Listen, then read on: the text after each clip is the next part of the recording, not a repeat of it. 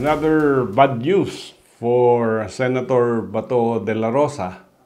Last week, pinag-usapan natin na nag-file siya ng petition before the Supreme Court to compel Ombudsman Remulla to bring out yung kanyang supposedly warrant of arrest issued by the ICC.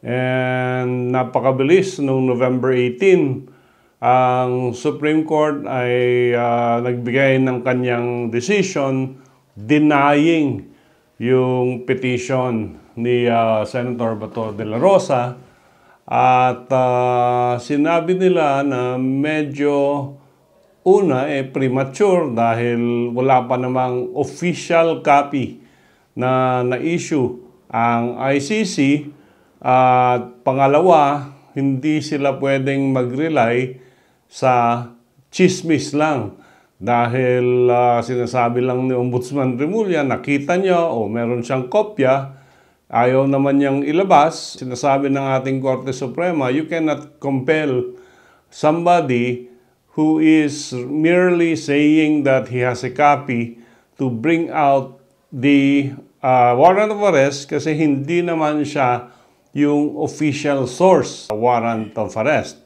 Natatakot kasi si Senator Bato de la Rosa na mangyari yung nangyari kay former President Digong na sinurrender ng gobyerno ng Pilipinas yung person of the former president to the ICC without going through the local courts.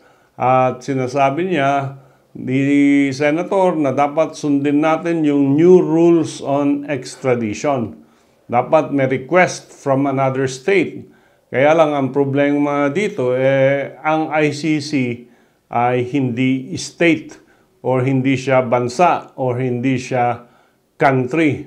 Sinasabi nila na merong clear and present danger na hulihin si Senator Bato de la Rosa ng mga forces ng Philippine government at idiretso rin doon sa ICC.